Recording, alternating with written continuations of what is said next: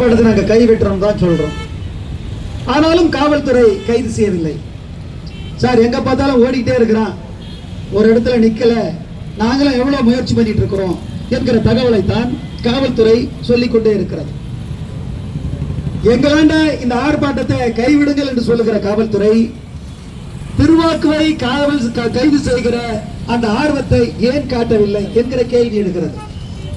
தோழர் பாரதி அண்ணா, சட்டப்படியான இந்த இந்திய அரசியலமைப்பு சட்டம் எந்தெந்த வகையில் மக்களுக்கு பாதுகாப்பை உறுதிப்படுத்தியிருக்கிறது, அந்த பாதுகாப்பின்படி ஏன் மக்களை அரசு கேந்திரங்கள் வழிநடத்தவில்லை என்ற கேள்வியை இங்கு கேட்டார். எங்களுக்கு இது போன்ற போராட்டங்கள் நடத்த வேண்டும் என்கிற தேவை ஏன் எங்களுக்கு எழுந்திருக்கிறது?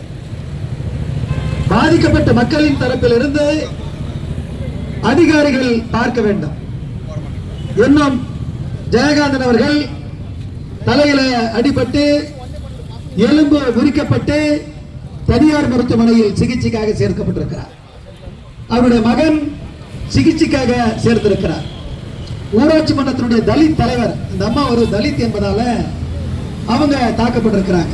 அவங்க பேசும்போது எங்களை செயல்பட விடல, 4 ஆண்டு காலமா நாங்க பெரிய கொடுமைகளை அனுபவித்து வரோம், எந்த வகையான ஊராட்சி மன்ற தலைவருக்கான எந்த வேலை திட்டத்தையும் செய்வதற்கு அவர்கள் யாரும் ஒத்துழைக்கவில்லை.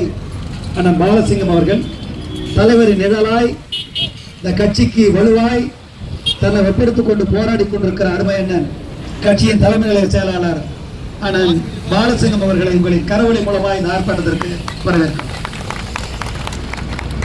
ஆக இந்த நிலையில் இந்த காயரம்பேடு அந்த ஊராட்சி மன்றம் தலித் விரோத நடவடிக்கையில் ஈடுபடுகிறது என்பதை யாரும் மறுத்துவிட முடியாது.